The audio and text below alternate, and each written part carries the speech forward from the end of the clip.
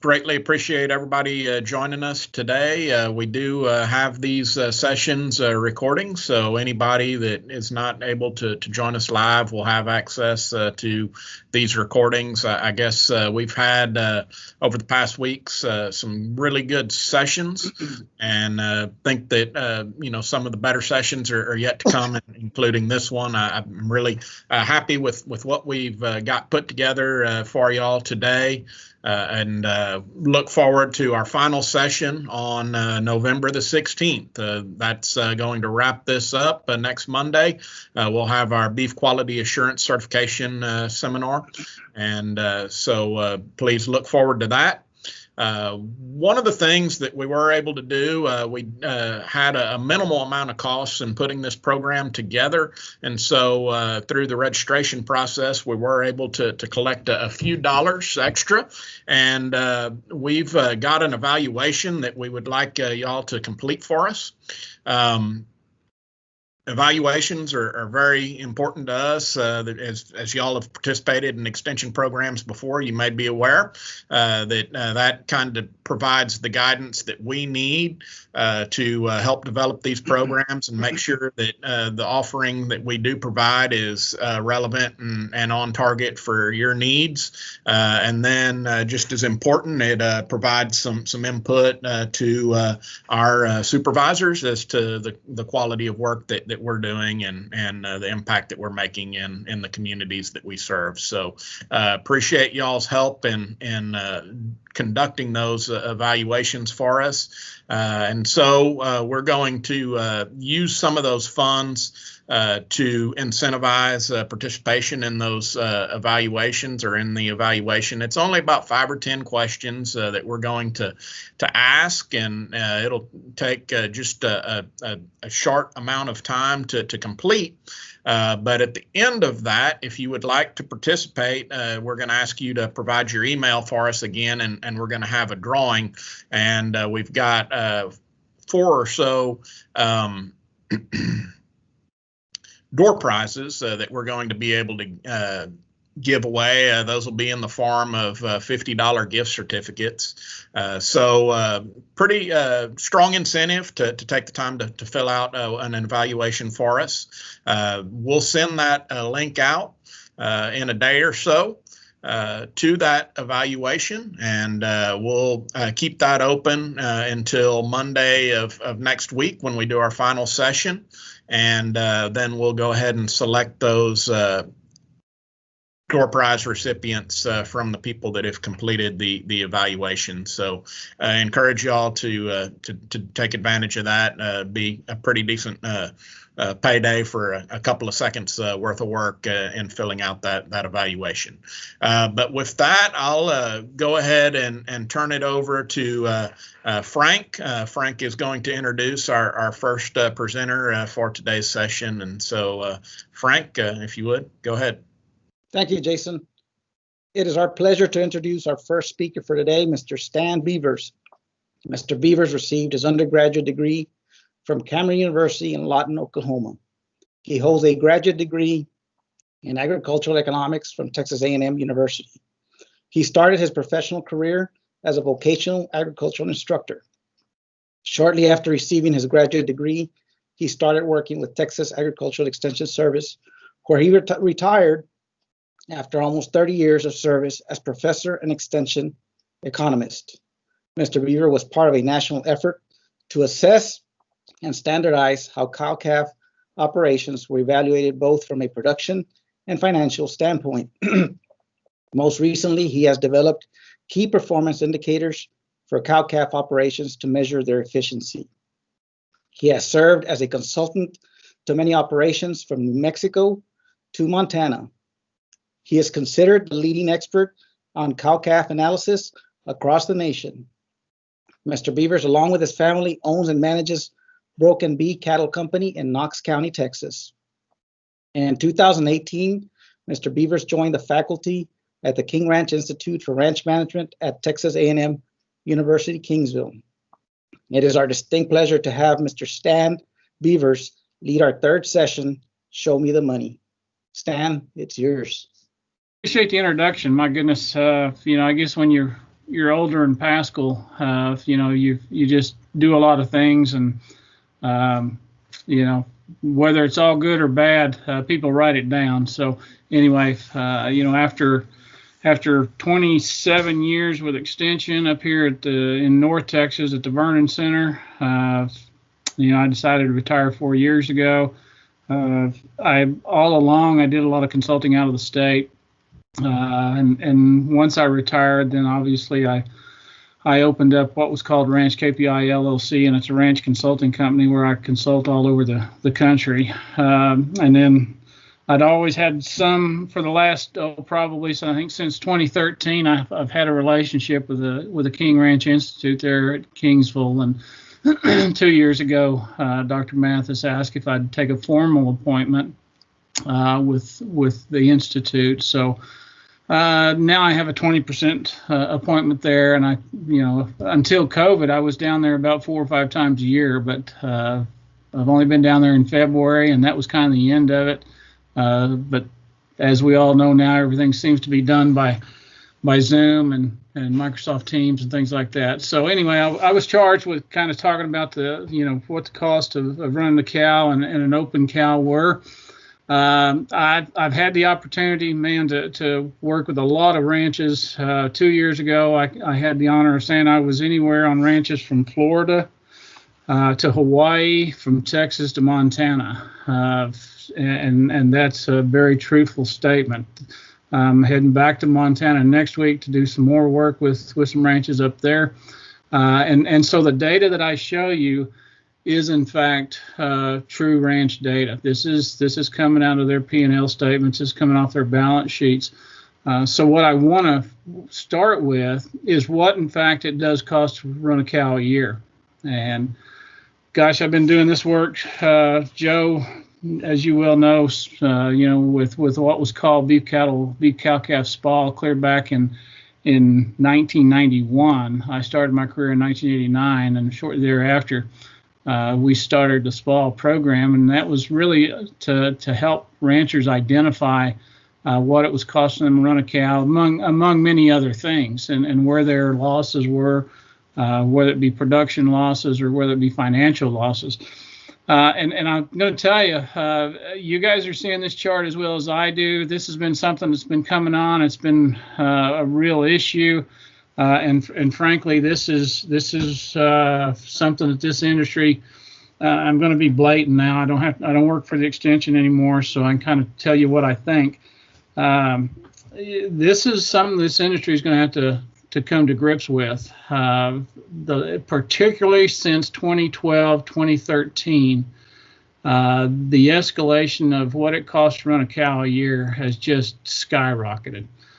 You guys are seeing this as well as I am, and this is traditionally anywhere from 10 to 12 to 15 ranches averages that I've worked with, particularly since 2014, 2015, and when I retired in 2016. Every year I've got ranches that I go through and help them close out their books and analyze their operation from top to bottom, including all its pieces, including what it costs to develop replacement heifers on a lot of these ranches.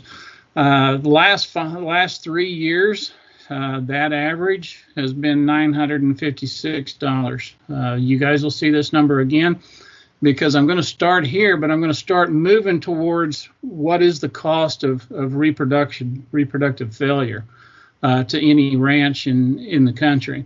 That's a tough situation there. It started really with the drought that started, as we all know, in Texas, New Mexico, and Oklahoma in 2010, in the fall of 10, where it really started to be a real problem in 2011.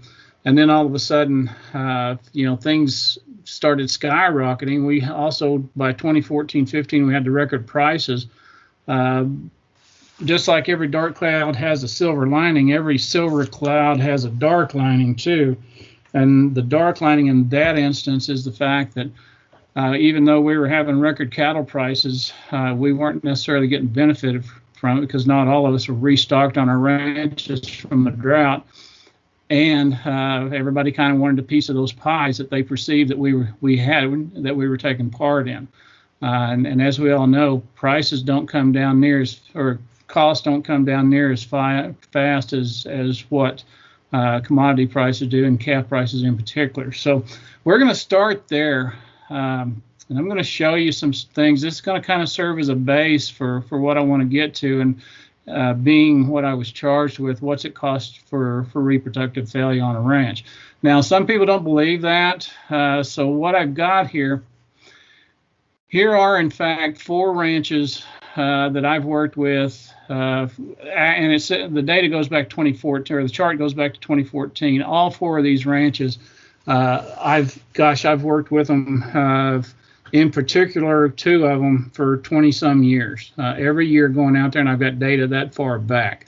And just to make note of these things, you'll see now outside of the blue ranch, which is ranch number 3, I have been that's a new ranch I've been working with, pretty large ranch. And they are kind of getting things under control, as you can see. So things can change on any particular ranch. But the other 3, and I'll just go start with ranch number 1, that dark blue line, 2014, they were just under $800 to keep a cow. And this is a ranch that I have data on clear back to 2000. So again, almost 20 years of data.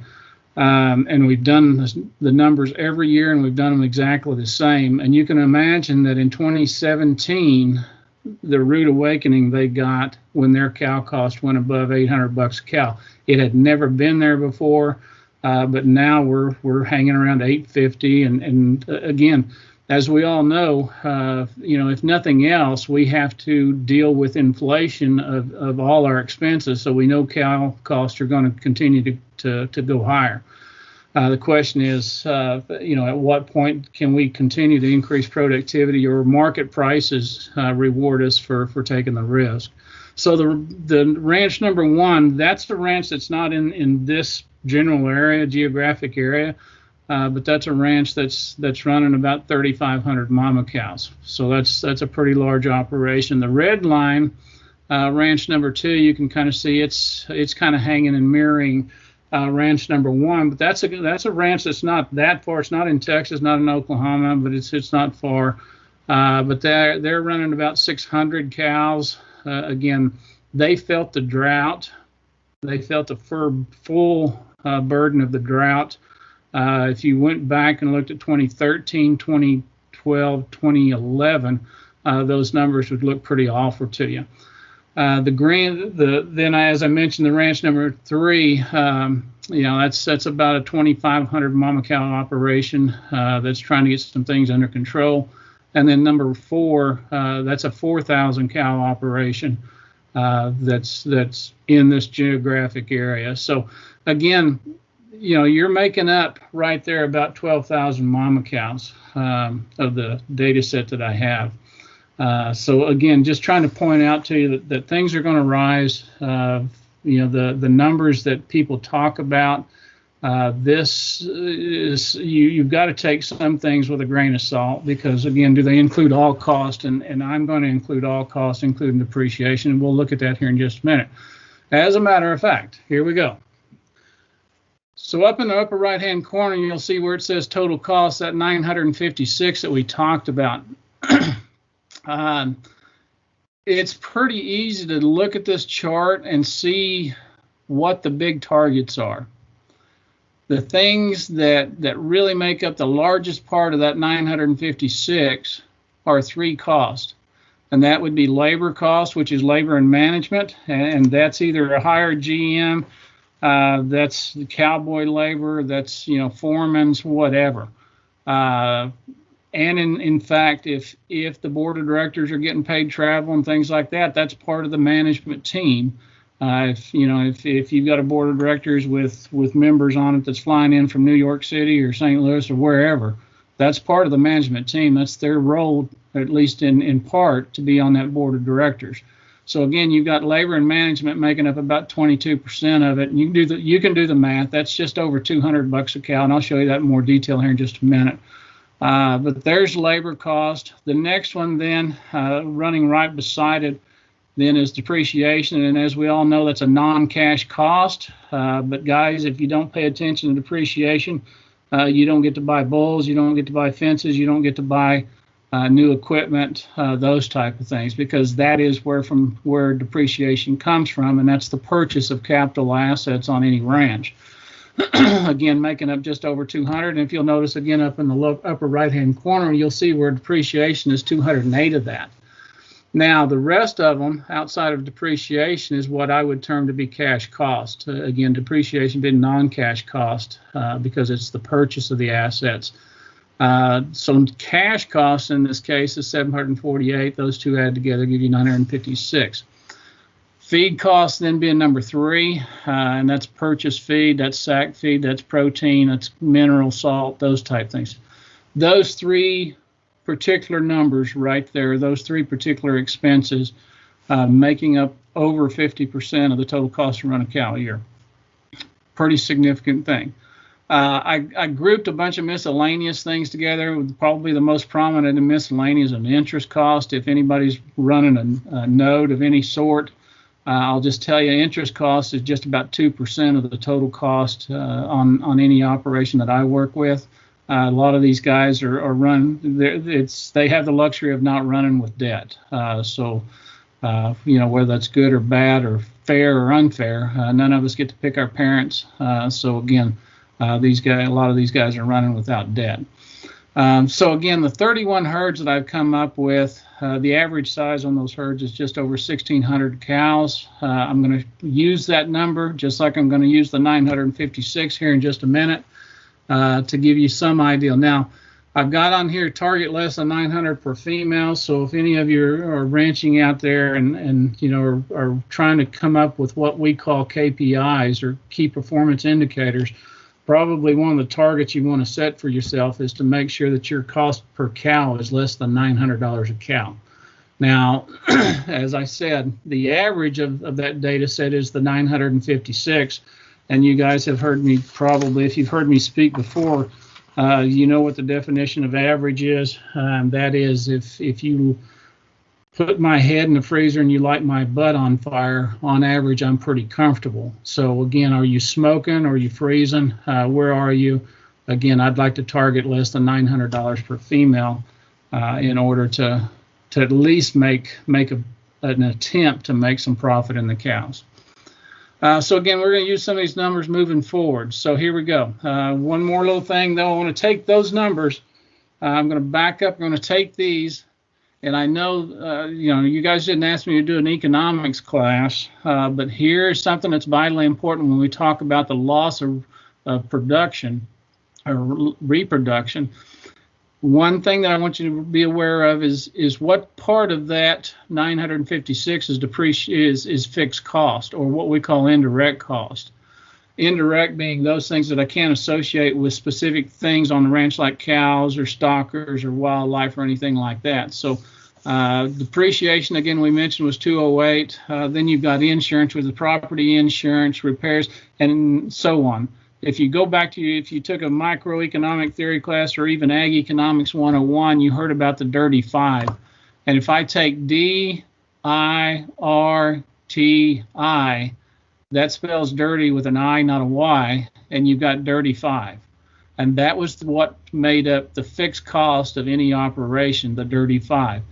Now, from a ranching standpoint, and I've told many people that if I ever do decide to not do much from a retirement standpoint, I'm going to rewrite the textbooks and for agriculture and say, okay, from a ranching standpoint, we really have a dirty 6, and I'm going to include labor in that because, again, that's just this, how difficult it is for ranchers that need labor to continue to find good quality skilled labor and keep them. So in my mind, I call labor certainly an indirect cost, and more importantly, I even call it a fixed cost. So using those 6 numbers, those are 56% of the total cost, that 956, or makes up $541. Now, why is that important? Because now let's kind of start thinking about the loss when a breeding cow does not get bred. Well, by inverse, if I've got $951 of indirect cost, Then I've got about $400 and some odd of direct cost. And the direct cost, if I back up just a little bit, the direct cost is going to be the feed, it's going to be the leases, it's going to be the veterinarian, those type things that are going to be a direct cost to that female. Now, as I weigh both the direct and the indirect, or the variable and fixed cost, as I weigh one to the other in each hand, if a female comes up open, I can stop the variable cost. I can sell her, and my feed cost, which is a variable cost, will go down. I don't have to feed as much. The problem is the labor cost doesn't change. If I cull an open female, I've still got my labor cost, and just like it was. And now, you know, I was running 1,000 cows, and now I'm running 999. Well, that's the labor cost. That's the direct part, that's the indirect part. That's the fixed part. So with that said, now we're going to step through some things. I showed you now what the cost is of those females, the 956, again, talking about that data set. Now, just looking at the productivity, okay, and again, this is where, you know, a lot of you should get excited about this, because now we're going to talk about, you know, the reproduction or lack thereof. Okay, so those 30-some herds that I told you about, their pregnancy rate is 90% exactly. And again, that's an average herd of 1,624 cows. Okay, so their pregnancy rate's 90%. Their calving rate then is 87.2, or excuse me, 82. I'm just a little bit dyslexic. 82.7%. And they ultimately wean off about 80.2%. So if I've got 1,000 cows, you can do the math. And again, that is what's built into it. I've asked, you know, I've had the question posed to me as well. Well, gosh, why can't we have 100% calf crop? And I would tell you, well, you can. Problem is you can't afford it.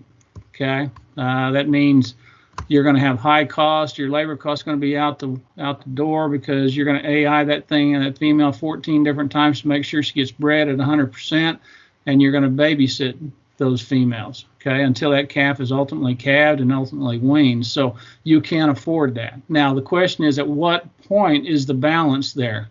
Is 90% the balance? I'd like to think not. Okay, some of those ranches that I showed, of those 4 that I showed you, one is consistently in 92, 93%. And if you can do that over a 10-year span, that's probably the max you're going to get. Okay, so 90, 82.7, 80.2, and we'll come back to those here in just a minute. Weaning weights on average of all calves, 561 pounds. Pounds, that makes pounds per all my exposed females, or every female that I have out there that I intended to get bred. My productivity is 454 pounds per exposed. And you know, I'm hearing some chatter, which again, I have no qualms with it, but people want to talk about either pounds per female or pounds per acre. Well, if you want to talk pounds per acre, that's 16.9 pounds weaned per acre. And I'll just tell you, the stock, or the female stocking rate acres per female, is about 39 acres per female. Now, carrying that one step farther, because now what we want to do is look at all of these numbers up here, the production and the reproduction efficiency. So if I bounce here, right off the top, I have 10% that are non-breeders. Now, let me step through the next one. Then I have from there, once I have a diagnosis of a bred cow, I lose another 7.3% from pregnancy positive to calving rate or a calf hitting the ground. I lose another 7.3%. Now, there's any number of reasons why that's going on. You know, traditionally, I figured I could lose about 4 or 5% there, and then another 4% later, to where from my pregnancy rate, I would probably lose about 9%. Well, in this case, it's 9.8, the 7.3 plus the 2.5. That's what average is. We don't like it. We would like to think we could do better than that. You know, and there's certainly reasons to try. The question is, how many dollars are you willing to try to improve that? Now, the 80.2% weaning percentage, I think, has to be improved. Well, if that means the 10% non-breeders needs to go down, or the pregnancy loss needs to go down, that's fine. The calving loss between calving hitting the ground and ultimately weaning a calf, the 2.5% doesn't surprise me, because that can be a weak calf being born. He's on the ground. She went full term, but ultimately it was a weak calf or whatever. It may have, you know, fallen. And I've got a personal story that I still bring up to my son-in-law about the calf that fell in the well, because he was supposed to cover it up, and I still hold it against him, and that's been 12 years ago. So not that I hold a grudge or anything, but still. So the 2.5 doesn't surprise me. The 7.3 somewhat surprised me, and I wish the 10% was closer to 8 or 7. But ultimately, that's the key right there. Now, I'm going to focus on the 10%. The 10% now, I would love to get a little higher.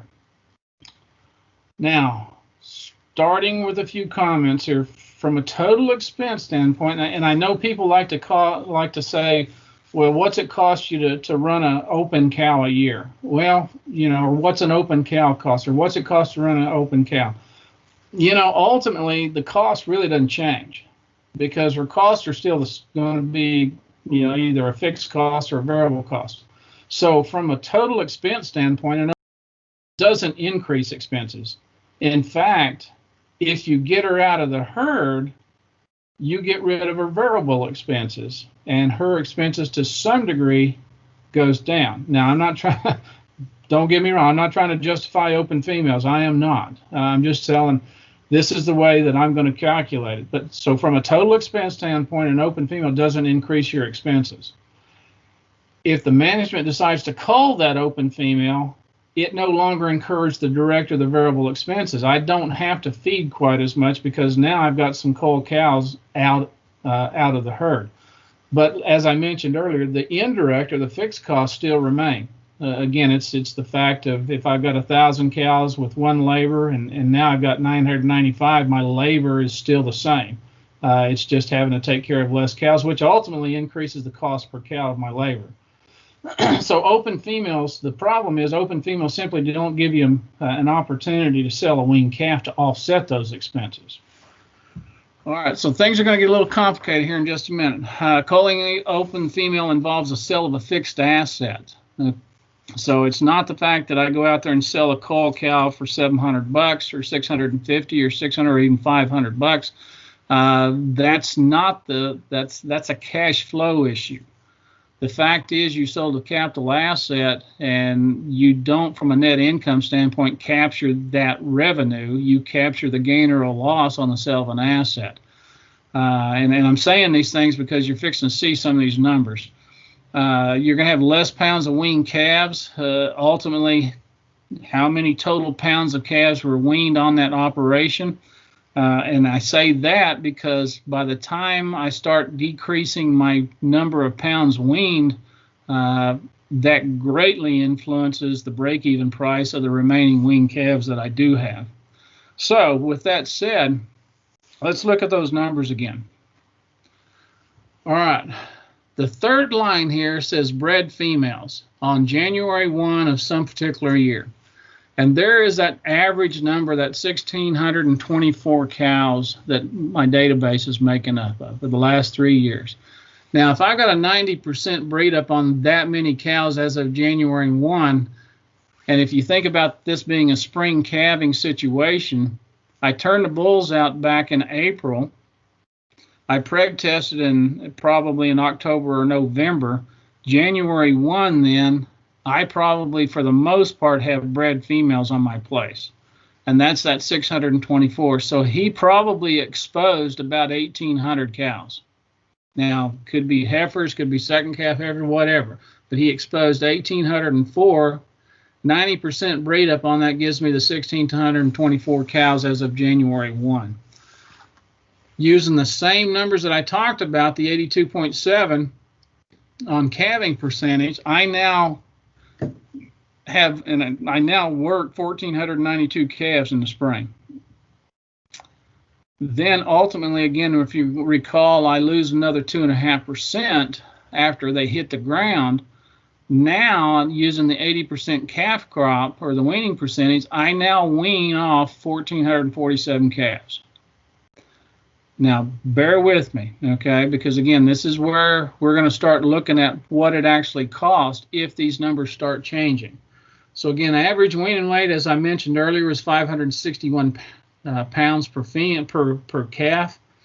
That means I weaned off 8,011 pounds of calves on this operation out of these calves. A number that I didn't show you, but the average value of those calves, whether they sold them at weaning or shortly thereafter, or they assigned a price to them because they retained them, their average $61 over the last 3 years.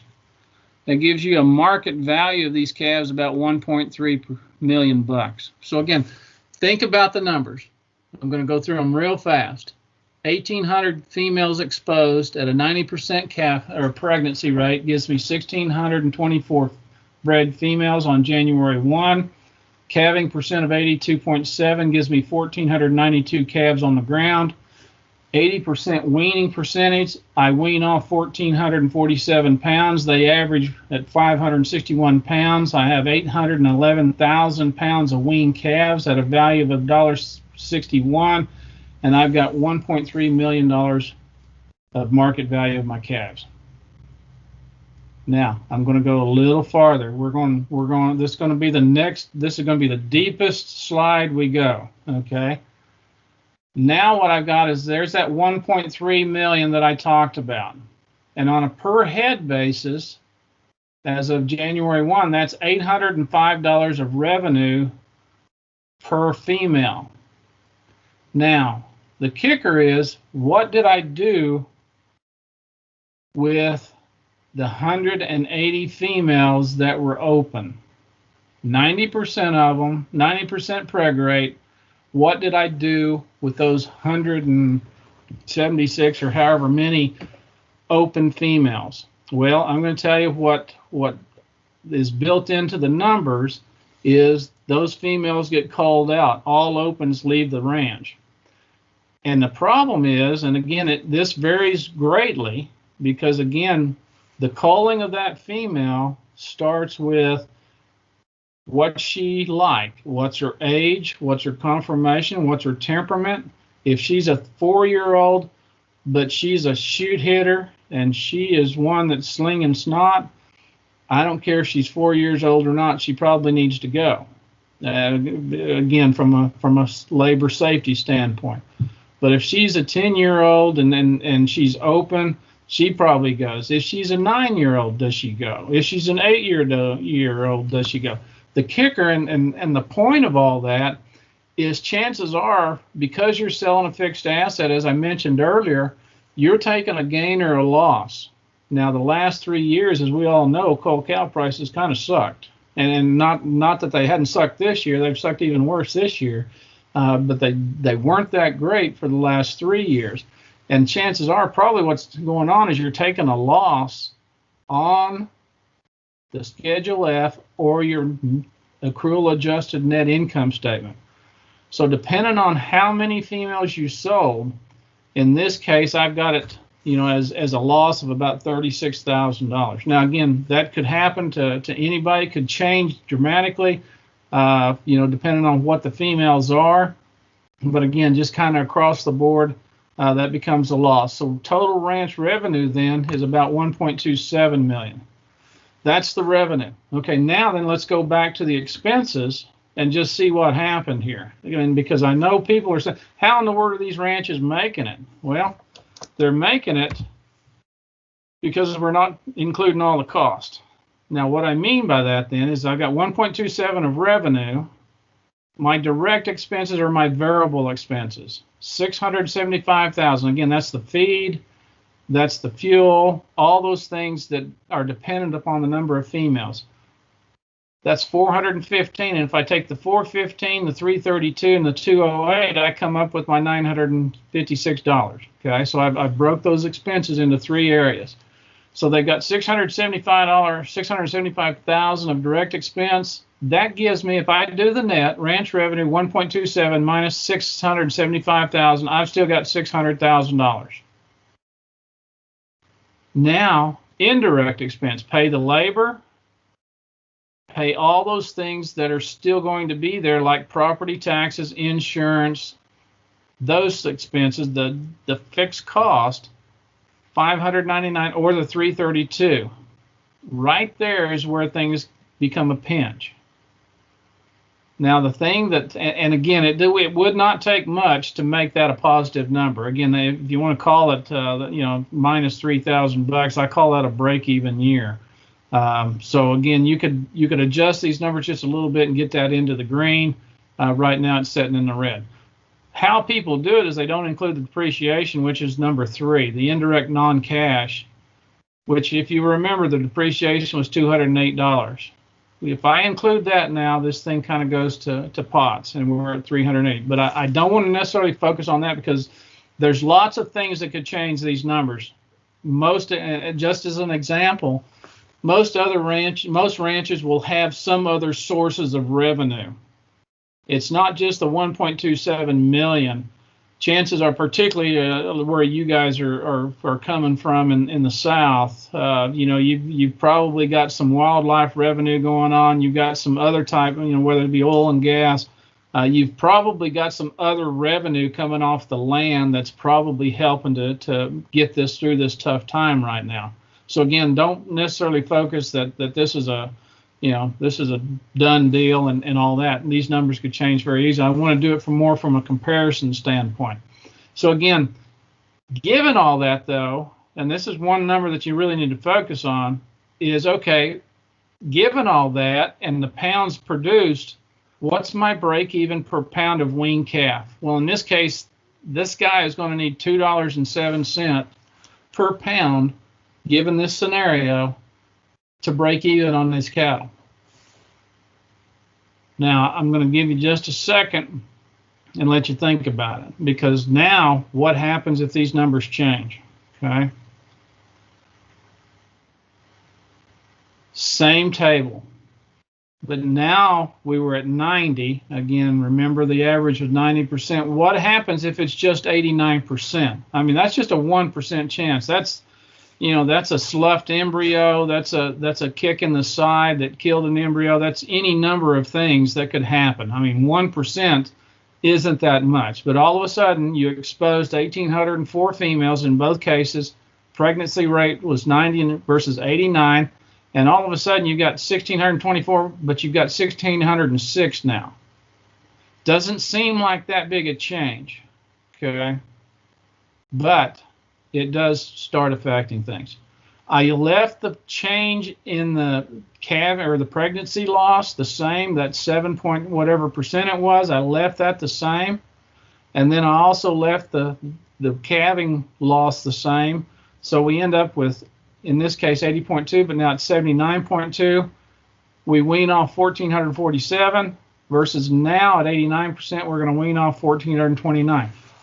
18 calves. Well, what's 18 calves? 18 calves times 561 pounds on average is 10,000 pounds of weaned calf.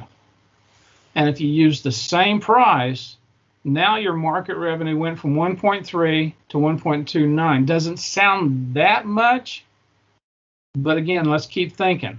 Okay, so here again, moving the same way.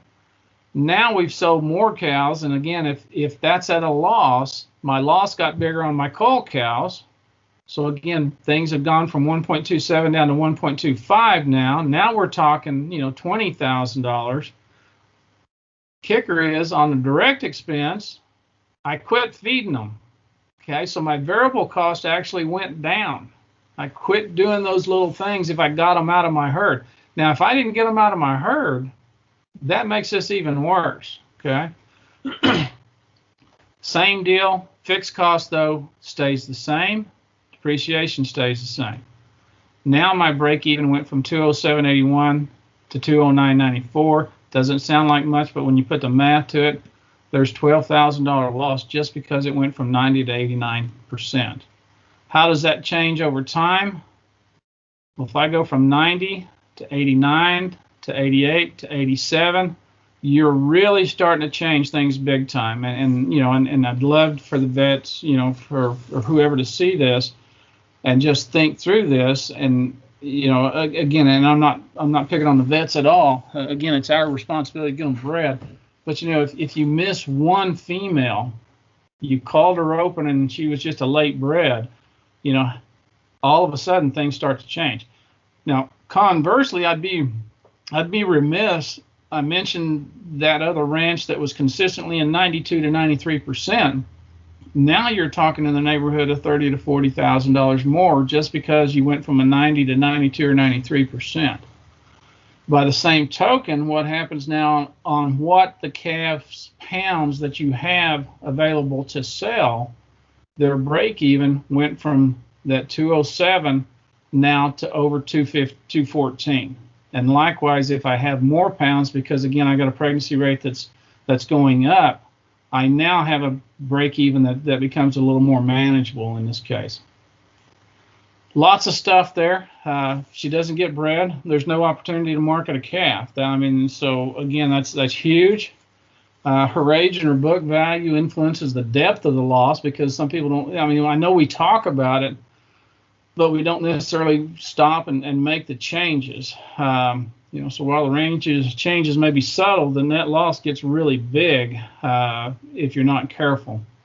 I know that was fast. I know that was a lot of stuff, a very short amount of time.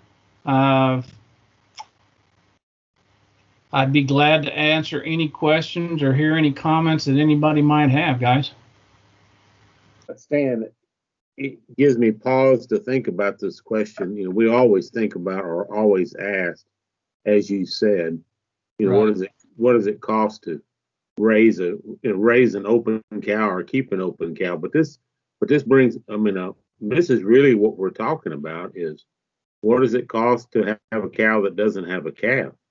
Yes. That's how we ought to be looking at it, rather than what does it cost to get rid of a cow that has that doesn't have a calf? What does it cost to not have that calf? No, absolutely, because again, as I mentioned, there is so much fixed cost built into these ranches now. And again, I say that, and people say, well, that can't be, it can't be right. No, think about it. In 2012, 2013, what do we pay for a pickup? What do we pay for a ranch truck? $45,000, $50,000. What do you pay for a ranch truck now? And just in a short amount of time, in 5 years, you've had just a pickup go up about $20,000, $25,000. And it was all part of the record price. Again, it's a silver lining, dark lining on a cloud. We all loved, we all loved the record prices. I raised cattle myself, and I remember telling people, in January I sold some tail end calves in 2014 for I was pissed off because I got $980. I was upset because, gosh, couldn't somebody give me 20 more bucks a head? And I'd had the right to sell calves, to say I sold calves for $1,000. Little did I know that in October, when I sold my next calf crop, they were going to bring $1,400 a head. So all of a sudden, the record prices was really a great thing, but everybody wanted a piece of that. And so all of a sudden, all our expenses started going up as well. So anyway. We've got to get a handle on this deal, and I'm not sure how we're going to do it sometimes.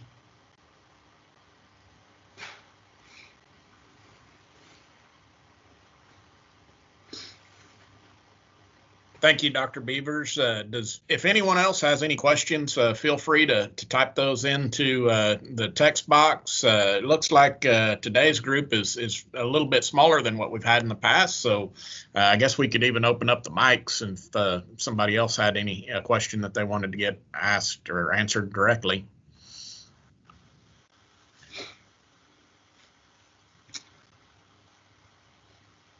Well, guys, I appreciate the opportunity. I think my email was on the last slide, stan@ranchkpi.com. If I can answer any questions, or feel free to shoot me an email and I'll get back to you. So I appreciate the opportunity, guys. I'll be here.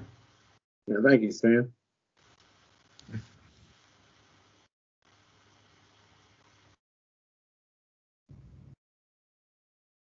Again, greatly appreciate you. And Bob, would you like to introduce our next speaker? Sure, I'd be glad to. Again, thank you, Dr. Bevers, for being with us tonight, and greatly appreciated. Up next is Dr. Kai Pohler. He's an assistant professor of physiology and reproduction. Comes to us from the big city of Shiner, Texas. I think he's in College Station, lives now, but grew up in Shiner.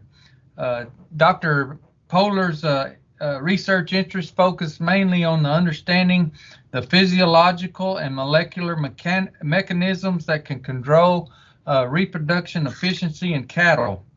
And more specifically, he's interested in the mechanisms that lead to embryonic and fetal mortality in cattle, and the development of management strategies to overcome these losses. So with that, Dr. Pohler, glad you're here, and thank you for being with us tonight, and take it on. All right, thanks a lot. Can you hear me okay, and can you see my slides okay? Yes. Yes. Okay, good deal. All right, well, it's a great pleasure to be here tonight and visit with you a little bit about some of the things that we work on here in College Station. And I have to tell you, it's great to go after Stan's talk, because I don't think I need to convince you how important pregnancy loss is. That's the number one topic that we work on, and what my lab is interested in. And I guess about 6 or 7 years ago, when I started going to, 10 years ago, when I started going to South America to work with these beef herds that are average about 50,000 head, and we started to profile pregnancy loss and look at pregnancy loss in a number of these herds, it started to occur to me exactly what Stan just mentioned, that, if you don't sort of pay attention to this pregnancy loss situation, and you go from 5 to 5.5 or 6%, or in some of these herds now where we are using advanced reproductive technologies and we're in the 20 to 25% range, things can get out of control really in a hurry. So that's really what we focus on. I'm going to talk you through sort of what we see and where the numbers are currently in regards to pregnancy loss across the industry. And then I'll talk about some of the factors that are driving some of that, and maybe some of the things that we can do to sort of limit those numbers to some degree.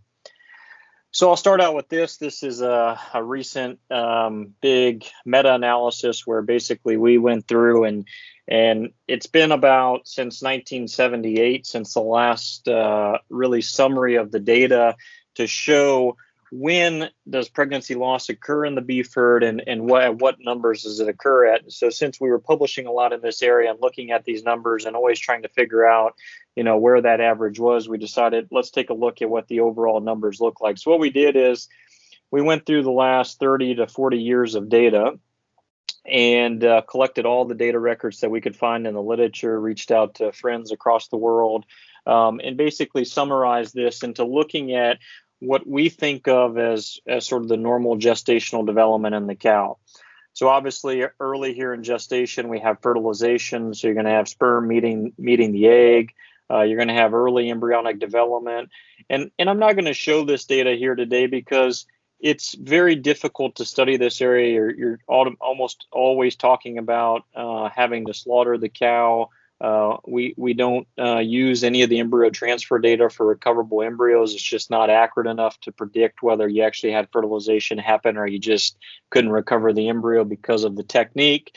But nonetheless, we have these numbers on about 20,000 records, but it's going to be more of a summary I'm going to show you in the first 28 days. So we've called this first 28 days early embryonic development or early embryonic mortality. This is really the embryonic mortality that, with the currently available pregnancy diagnosis methods that are on the market today that start around day 28 of gestation with ultrasound, blood-based detection, and then getting a little bit farther out with rectal palpation, a lot of this is going undetected. So these cows are undergoing normal fertilization processes and then losing that embryo in the next 8 to 32 days of gestation. As we get out past that first pregnancy diagnosis, somewhere between 28 and 33 days, we use that time point routinely in my group just because we're trying to understand this next major window of pregnancy loss.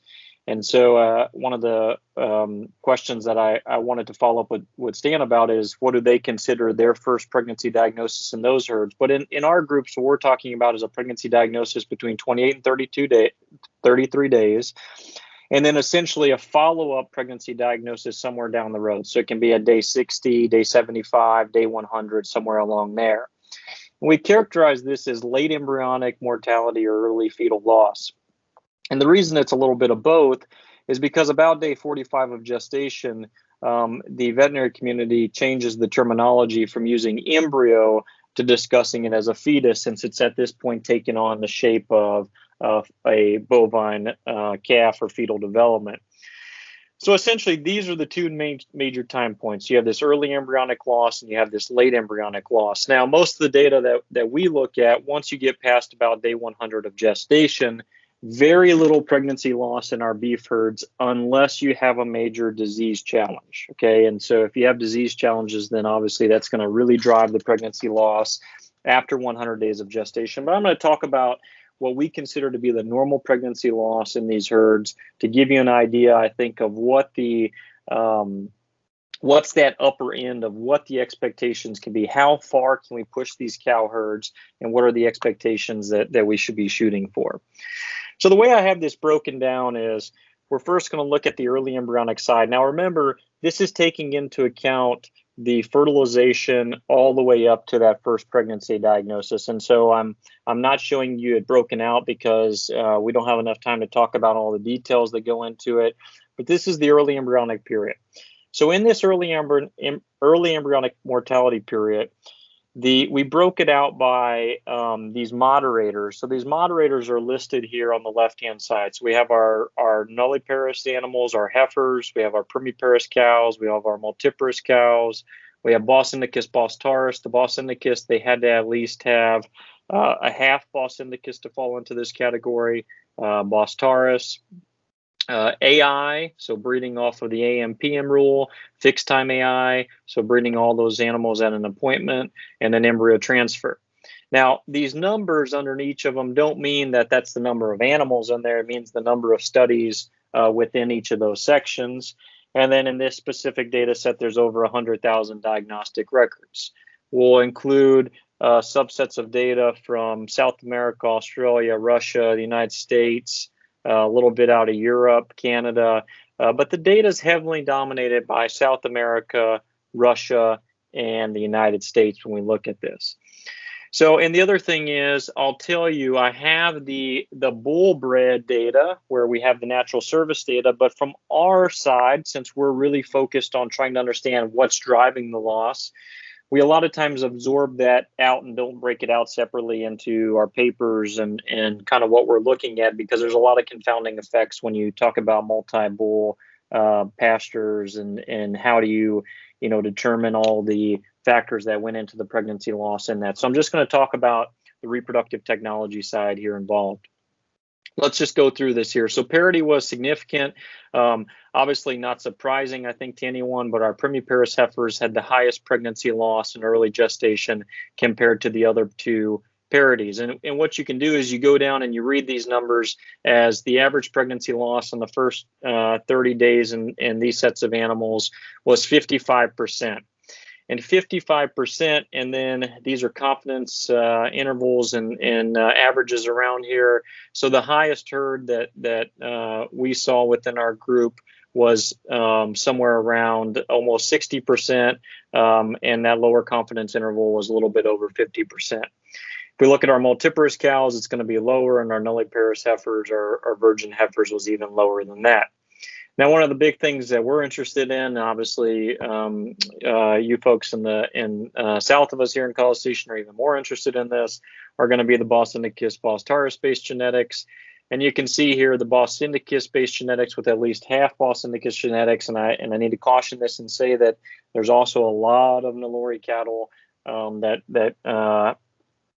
fit some of these studies. And when we look at those, average pregnancy loss in the first 30 days was 50%. So that means a pregnancy rate from an AI, a fixed time AI, or an embryo transfer, the best you could expect was 50%. Bos taurus was 6 percentage points lower than that. As we get into the breeding method, AI had the lowest pregnancy rate or pregnancy loss based on the AM/PM rule. Fixed time AI had about 50% pregnancy loss, and then the embryo transfer, not surprisingly, had higher pregnancy loss than the fixed time AI. So that's up until the first pregnancy diagnosis. Now, as we move the question and say, what is it in the late embryonic and early fetal mortality period? Let me just back up here and say the overall point estimate for the overall set of data was a pregnancy loss of about 47% in the first 30 days of gestation. So now I don't want you to confuse this with the pregnancy loss that Stan was referring to in his data. That's pregnancy loss that's a little bit later on after you have an established pregnancy. But pregnancy loss early on in gestation is a major problem and is obviously affecting reproductive inefficiency. And we're estimating it to be, with utilizing these reproductive technologies, somewhere in the 45 to 55% range. Now, when we move on from there and we get into the late embryonic and early fetal mortality period, so this is after you have a confirmed pregnancy diagnosis at somewhere between 28 and 33 days, right? And the reason that we set that time cutoff is because we know that in the large herds that we work with, the majority of pregnancy loss after the first pregnancy diagnosis happens between 30 and 60 days. And so if we get into the 45-day window, we start to mischaracterize some of that pregnancy loss. And so we want to be very clean in the way we go about that. The first thing is I just showed the Bos indicus, Bos taurus subspecies comparison here at the top. There's not a major effect of subspecies, okay? I should also first mention that the overall point estimate for this is about 6%. Now, the herds that we work with routinely, year in, year out, the large Bos indicus herds in South America, we see pregnancy loss after a pregnancy diagnosis between 28 and 33 days range from 3% up to 21% we had last year. 21%. So that means 21% of the pregnancies that I visually saw with an ultrasound on day 30 of gestation saw a heartbeat. We characterized pregnancy in them ourselves, so I believe them, weren't there when we came back for a 60 to day 100 preg check. And one of the big things that has come out of those sets and out of this set of data is where the pregnancy loss is coming from. So if you would have asked me before we summarized all this data, what parity level do you think has the highest pregnancy loss between the first and second pregnancy diagnosis, I would have told you it's about the same as the first, which is the primiparous cows. But that has been completely wrong. Specifically in animals that have Bos indicus influence, we have seen a major effect in our heifers and our nulliparous animals in having higher pregnancy loss. And in fact, one of the things that I think might be driving this is selecting for animals that reach puberty at an earlier age is driving pregnancy loss in some of those animals. And we can talk more about that later, but something that we're taking a look at. So about 9% to 10% in those heifers. Again, down here, breeding method, fixed time AI, we ranged about 5% pregnancy loss. ET, every ET program that I look at, whether it's IVF or embryo or conventional embryo transfer, you're going to see pregnancy losses from the 8 to the 15% in those recipients as you go forward from a first pregnancy diagnosis to a second pregnancy diagnosis. So all in all, I show you not to scare you about any of this, but I think just to make you aware of what the realistic expectations are in large subsets of data when you're coming off of some of these programs and where the areas of inefficiency are, what parity of animals those are, what subspecies that's in, what's the breeding method behind that. Obviously, if you talk about bull-bred animals, you're going to see increases in these, okay? Because a lot of times you're not talking about a single animal or a single bull. You're talking about multi-bull pastures where you have breeding competition, etc., that has other factors involved. The other thing I this want. is Joe. Would you Yes. mind explaining the difference between nulliparous, primiparous, and multiparous? Yes, sir. Yeah, sorry about that. Oh, no problem. Yeah, so these nulliparous animals are virgin heifers that have never had a calf before. The primiparous ones are first calf cows, so they've had at least one calf, and these are multiparous. These multiparous are at least had two calves. And in the data sets that we know and that we really work with, if an animal skips one of these, so if you go from a primiparous and she doesn't get bred back the next season, we eliminate them from our data sets. So we're talking about animals that have consistently, theoretically, had the highest fertility and been able to breed back season after season. But as you get into some of the data sets, remember, you're talking about multiparous animals that may have skipped some having calves in there, but in these sets, they're pretty clean. So yeah, thanks for that, Joe. Sorry about that. And, one of the big questions that I get all the time is, okay, can we detect pregnancy earlier? Like, I want to know if my animals are pregnant earlier. And so this has been a very, I would say, trendy thing to look at, and a very trendy idea is to back up the day at which we do pregnancy diagnosis. And I would say that there's a lot of data out there that all boils down to a common point.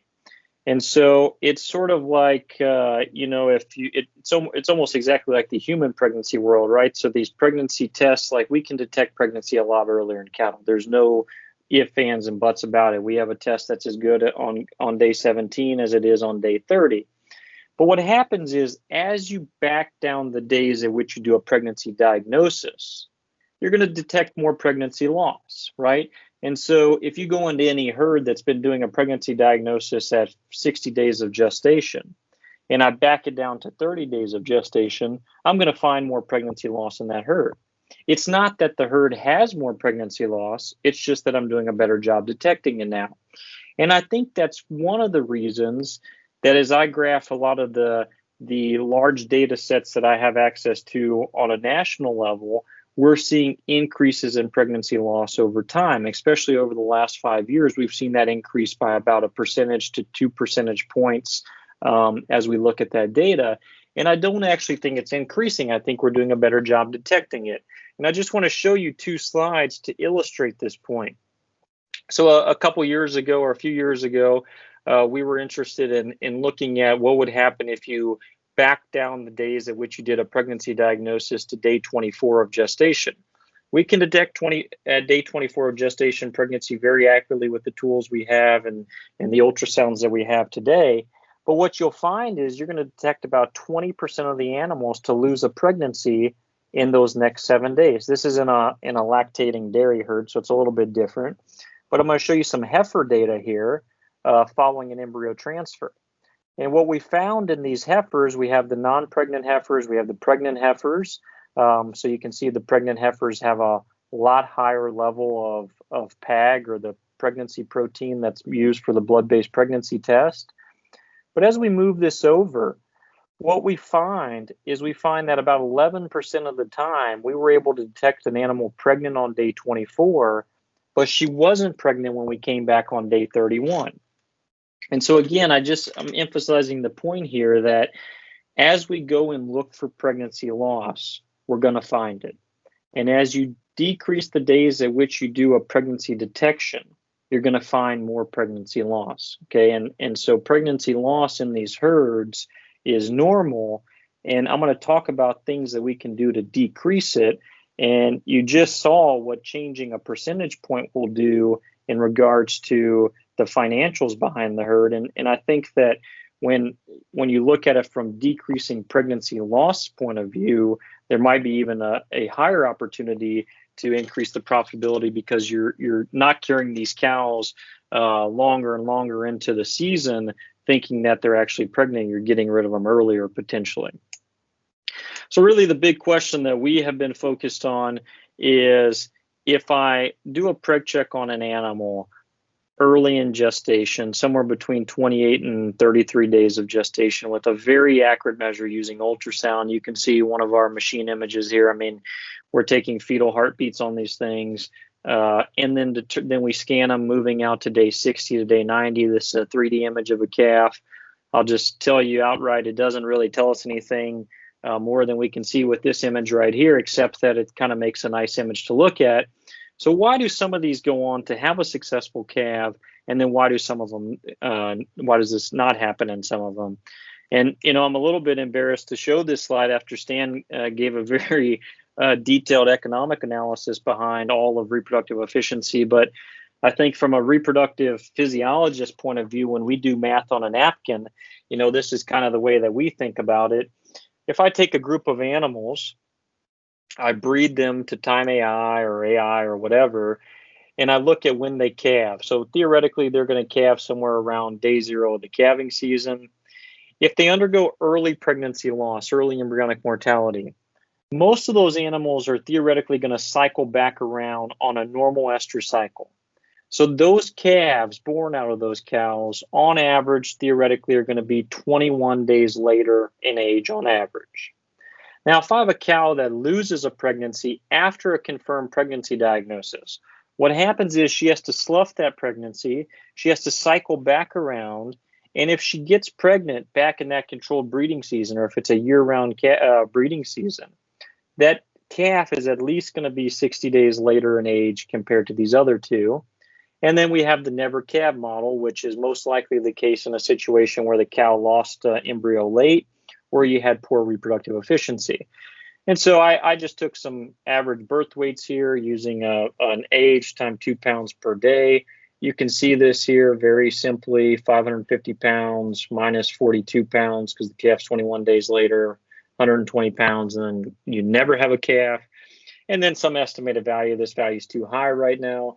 But you can just go through here, and I think it's interesting, that Stan talked about the $900 cow. I mean, that's normally what we think about on the research side and what we've been putting in our grants. So I'm glad to see that we're kind of lining up there. But it's more than that based on the herds that he was showing. And so why does it matter so much in this pregnancy loss situation? Well, we know it costs the same to maintain all these animals, right? Doesn't matter if the cow loses a pregnancy here, or she has a successful calf, they all cost the same to maintain. And so really what we've been looking at is how can you detect pregnancy loss earlier? Can you get these animals out of the herds? What are some situations, because we don't fully understand the mechanisms behind it, to get these animals out quicker and sort of put a Band-Aid on the situation until we fully understand the mechanism to really start to suppress this loss in these herds. So the next question is, what controls pregnancy loss? Because if we knew what controls it, then probably I could just tell you that in one slide and we could go on with life. And, I'm really on the fence about this because there's really probably 3 major drivers, right? So you have the male side, you have the female side, and then you have the environmental side. And what I always tell people is, if you think about it, when a cow loses a pregnancy and she's standing at the chute, and she's lost her pregnancy or she's open, what do? That cow ultimately ends up being culled from the herd, right?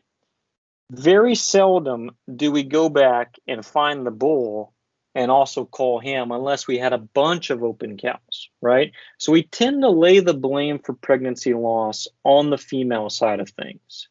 And what I will say is, I'm going to show you both sides of the story today. But I would say that my group is leaning more toward now believing that pregnancy loss is a major contributing factor that's being driven from the male side of things, specifically in this pregnancy loss later on in the pregnancy loss that Stan was talking about. Now, I'd say the good news for producers and the good news for us is that it's probably easier to address a pregnancy loss situation if it's really driven from the male side than it is from the female side because you have less animals to deal with. So the school of thought has traditionally been that the male has a lot of effect early in embryonic development around the time of fertilization, sperm lifespan, fertility of the bull, etc. And as we move forward, the female comes more into play. And I'm going to show you some field data, and we have a lot of other data that I can visit with if someone's interested to show that this might not actually be the case. So let's show what's involved from the maternal side. So what's involved from the cow side? So pregnancy loss in our eyes are driven from nutritional and environmental factors, genetic-based factors, and then hormonal-based factors. And I'm just going to split these out and very simply talk about these and highlight a point or two in each of these.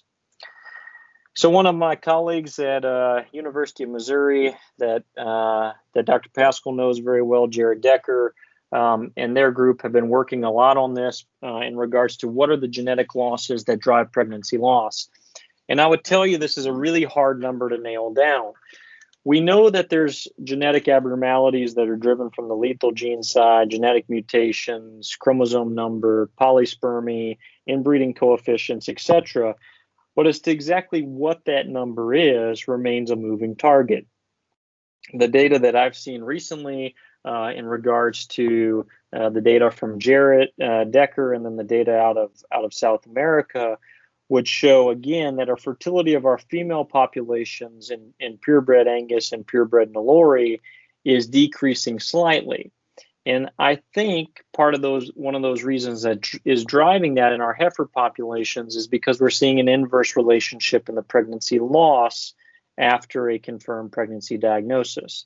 So we just have to keep that in mind, but never, there's no doubt that genetic losses is playing a role in that. And the other thing about genetic losses that are really hard to determine is, let's say there's a fertilization issue, but the embryo continues to develop. That pregnancy loss might not show up until day 45, day 50 of gestation.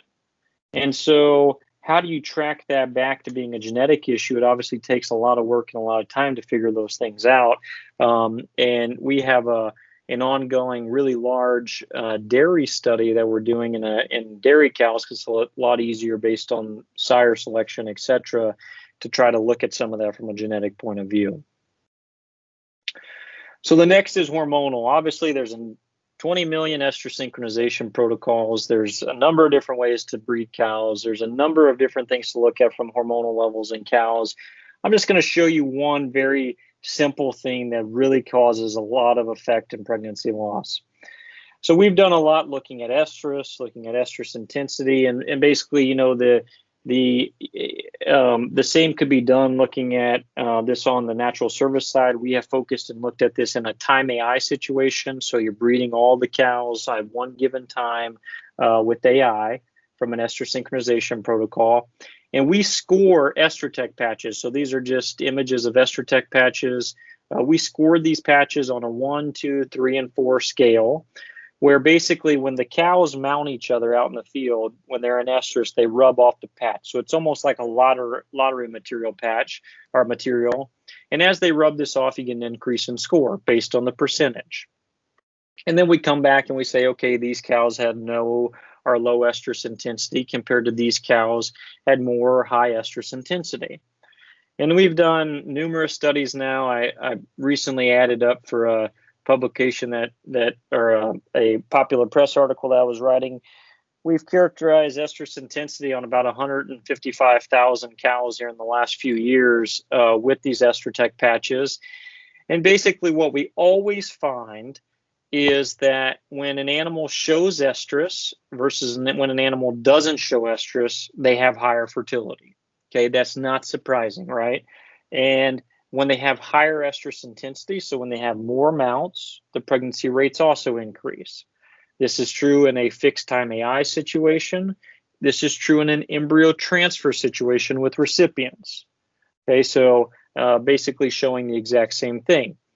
The other thing that's critical about this is that when the animals do not show estrus, they can still get pregnant, right? If you look at the embryo transfer data here, the animal didn't have to show estrus, but she still had about a 33 to 35% chance to get pregnant. Now, when you look at that in regards to pregnancy loss, her pregnancy loss went from about 17% to about 23%. Okay, and so again, no estrus, they can still get pregnant, but you're going to increase the pregnancy loss in those animals. This is some beef data with Bos Indicus beef herd, about 1,000 cows undergoing fixed time AI. This was when we were first working on some of the estrotech patch data. where we scored patches on a 1 to 2 system, so low estrus intensity versus those animals that showed a robust estrus. You can see the difference in pregnancy loss, 11% in this group versus about 3 to 4% here. So just by the animal showing estrus, big difference in the ability for her to establish and maintain a pregnancy. Now, at the time, we were scoring these patches visually. You've probably seen these. These are the Estrotech patches that used to be on the market. And the reason we were doing all this work is basically to develop and launch a new Estrotech patch with these dots on them. And if you've seen these dots, I've gotten a lot of calls about these. There's absolutely no difference between this Estrotech patch and these Estrotech patches. The only thing that we did was we put a dot on them to determine where that 50% of the patch is. So once this black part gets rubbed off here in the middle is when we start to see an increase in fertility and a decrease in pregnancy loss in these patches. So just a simple technique. You can obviously any type of estrus detection system you can do this with, but I just show you this because we've known the importance of estrus and checking heat on cows and watching bulls mate cows, etc. But it can have a big difference in the amount of pregnancy loss that we see in these herds. And when you start putting some numbers behind it, it really starts to add up. The next thing is the nutrition. I have a slide that got cut out there, so sorry about that, but the nutritional aspect. And I will tell you that this slide does not do justice to all the different things that have been published from a nutritional point of view in affecting pregnancy loss. And I can go on and on and on and on about this. And I have a colleague here, Dr. Reynaldo Cook in the department. He and I do a lot of these nutritional reproduction studies together. They're not easy to do. And I will tell you, a lot of times when we do these, one thing that we end up finding is sometimes we end up driving more pregnancy loss when we look at nutritional intervention versus then really understanding what the nutritional reproduction interaction might be. And so what I tell people all the time is from a nutritional point of view, the least change around the breeding season in maintaining animals on a positive to no change in energy balance possible is the best situation you're looking at. We don't really want to get these animals in a negative nutritional balance, we know, but I would also say we have good data suggest that we don't want to get them in a positive nutritional status that is really steep and then take them off of that. One of the things that we did a few years ago was we tried to look at a situation where when because there were some commodity prices that were really low at the time. So as we brought cattle into the breeding season, we thought that we'd feed them a really high energy diet and look at how that affected their pregnancy rate. So we fed them a high energy diet for the first 45 days of the breeding season and then took them off that high energy diet. Well, compared to the controls, we could increase the pregnancy rate, no doubt. But as soon as we took them off that high energy diet, you got an increase in pregnancy loss in those cows that came off of that high energy diet. And one of the things that we have tried to model and hopefully Stan hangs around and can have some input on this is when we've looked at the cost of pregnancy loss in these large herds, the farther the pregnancy loss goes out. So if I lose a pregnancy at day 60 versus day 30, that pregnancy loss at day 60 is costing us more money than day 30 because we really go 60 days with believing that cow is pregnant. And from a endpoint point of view, we could have culled her at the end of that 45 or 60 day breeding season instead of carrying her forward, maybe wintering her and then never having a calf out of her. But a lot to look at from the nutritional side. I just show you this to give you sort of a smattering of things to think about. And I'll leave you with this on the nutritional side. I often think about what do we do in our own personal herd, and what do we do when we're working a lot of research animals around the breeding season. We tend to, when we start a synchronization program, or maybe we're going to work our heifers, we tend to keep them close to home, right? And I did my master's and some PhD work out at Miles City, Montana, at the USDA station there, and we would always move animals close to the main working facility as we got close to the breeding season. And I think that one thing, no matter where you go in the world, one thing that's common is probably some of the crappiest pastures are the ones right around the working facility, because we tend to overstock those and hold animals there. And so in these situations, people always say, well, keeping them there for a few days or 7 days really not going to have a big effect on pregnancy loss. This is a study that was done a few years ago where heifers were fed to gain weight or either lose weight. So the lose weight heifers were fed at 80% of the NRC requirements. The ones to gain weight were fed at about 110 NRC requirements. And essentially what they looked at was, how did this affect embryo quality? And what was interesting is, after 7 days, okay, so these heifers were changed at 7 days. 7 days of this had an effect on embryo quality and embryo development. So just keep that in mind. It goes to my point of trying not to drastically change things, and remember that a very short period of time can sometimes have a big effect. So I'll end here talking about the male side of things. So again, I spent really all of my graduate degrees and then the first 4 years of my research program as a faculty member at Tennessee, and then first little bit here working on the female side of things until we really started to focus on the male side of things. And I'm going to show you some data that really points me and worries me a little bit. When we look at variance on sire fertility, this is a group of data that we have access to. These are Angus bulls that semen are collected on in the United States, and we export their semen to Brazil, and we get records from these herds that use these bulls in Brazil. So you can see this is the number of artificial inseminations in each of across here, and these are different AI centers. So like Select Sires, Gen X, ST, etc. Number of AIs from each of them. The pregnancy per time AI. So all about 50%. Matches that data I showed you at the beginning quite nicely. But look at the pregnancy rate range by sire. This is what's concerning to me. We have sires coming out of major AI companies in the United States. These are Angus sires. These Angus sires are used on our herds here in the U.S. Okay, these aren't Angus sires that are collected specific for the Brazilian operations. We have a bull that has a pregnancy rate on average of 22%, and we have a bull out of that same facility at 81%. So it's not the averages that are killing us here, it's the range in fertility that I think is really putting a hurt on us, and also true from a pregnancy loss point of view.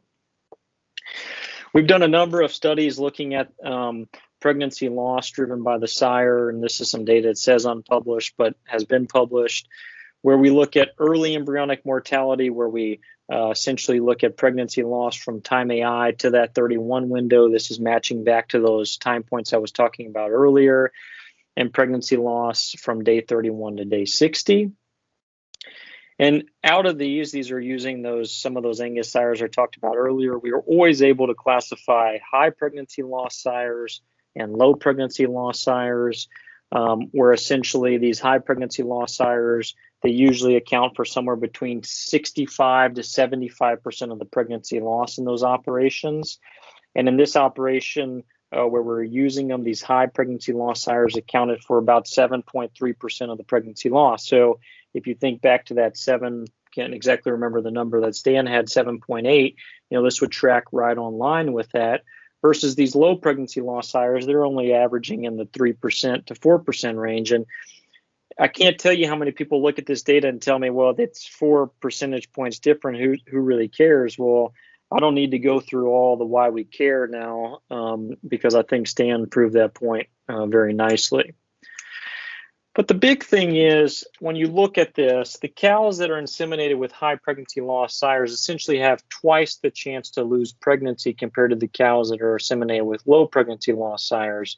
And I don't have time tonight to really go into all of it, but we're working on markers to understand, genetic markers in these animals, to understand why or if we can identify these high and low pregnancy loss sires by looking at specific placental markers that we know from all the pregnancy development, pregnancy testing that we do with PAGs, or pregnancy-associated glycoprotein. So that story will continue, and I'm sure if you've been at Beef Cattle Short Course the last few years, I've talked a little bit about that, but there's some stuff that's looking pretty nice in that area.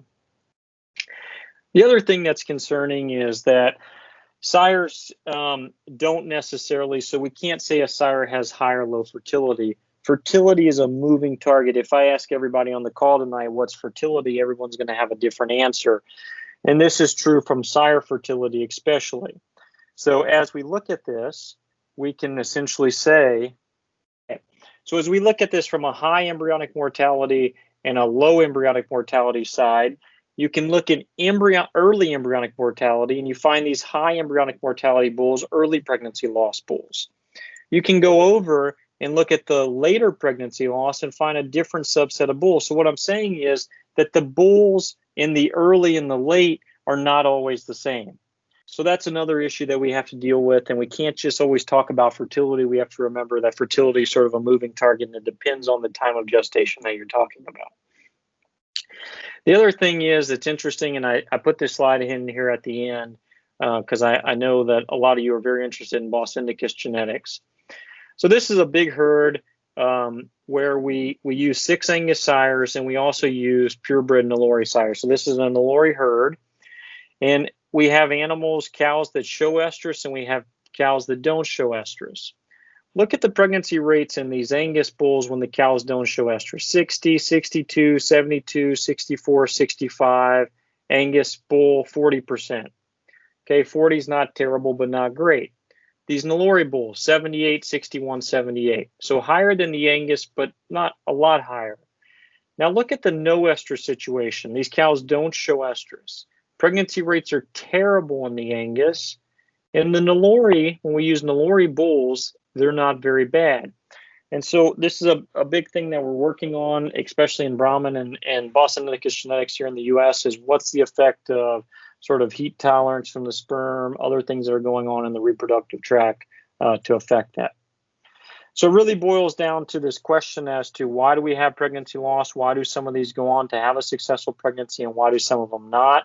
And again, what's happening there and what might be driving some of that. So just want to give you a smattering of all of that. This is our group here with Cliff Lamb that are graduate students and working on these projects. Hopefully some of you might have seen the announcement from Dr. Pascal last week about the Applied Reproductive Strategies meetings. I'm on that task force. You can go to beefrepro.org to see all those talks, find all the information there, and all the people that fund this. So hopefully I left some time for questions, comments, or concerns about anything that we talked about.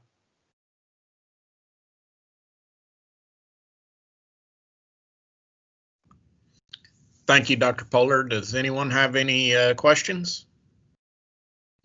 Dr. Pohler, on the bull side, is there going to be information in the future that kind of might depict or show up that some bulls have better shot at keeping pregnancy, or is that down the road pretty good ways?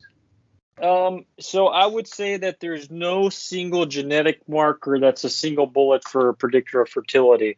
I think what we're going to find is that we're going to be able, with genetic tools, account for bulls that have, that really bomb out from a fertility point of view.